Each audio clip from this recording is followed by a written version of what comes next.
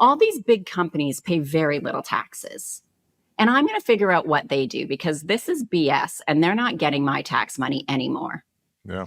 And so it was kind of then, and then a couple years after that, a number of personal experiences that happened. And I just said, you know what? Enough is enough. I'm moving. Yeah. I am leaving North America. And then I first moved to that property that I had in Costa Rica. Yeah. And from there, that kind of, that started it. And that was back, I moved in 2011. Wow. And you've started multiple businesses, it sounds like. Yeah. And what have been the challenges of starting multiple businesses in multiple countries? Like that doesn't seem simple. Well, I mean, it is, but it isn't. I mean, starting your first business, even in your home country, isn't always simple, right? Because Sure. we don't know what we don't know. So Yep. I had a construction safety consulting company in Canada. And that was my first time learning business and all of those types of things.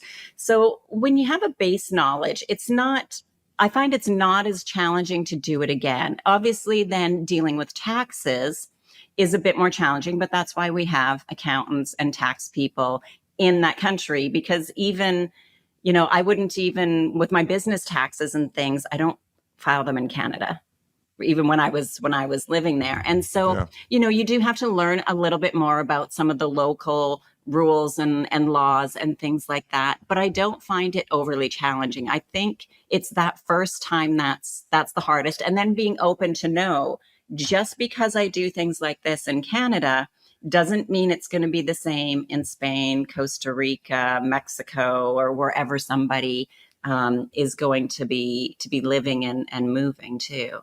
But then you not only have the challenge of different tax codes and different business policies, you have the cultural differences as well in those. And so, please, if you could speak to, Sally, tell us about the cultural differences when you've lived in these various countries, opening businesses. Specifically relating to opening businesses. Well, you have to really kind of get to know what that culture's like. So, for example, in Spain and some other countries, it is still, and it depends on the type of business you're doing as well. But in Spain, the siesta in the middle of the afternoon is common still. Some businesses won't do it. Like if you're in kind of the tourism type industry, then obviously you're not closing down. Although, I mean, even if you open up a restaurant in Spain, a lot of them will close for 3 weeks in August because that's their vacation time and they don't care that it's tourist time.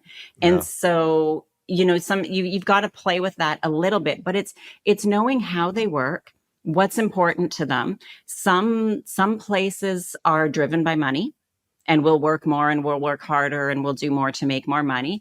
And then in some countries, they don't care. They come in, they're good. They'll be like, I'll do my job, I'll do it well, but I'm not staying longer. I don't care if you pay me more. I'm not working hard.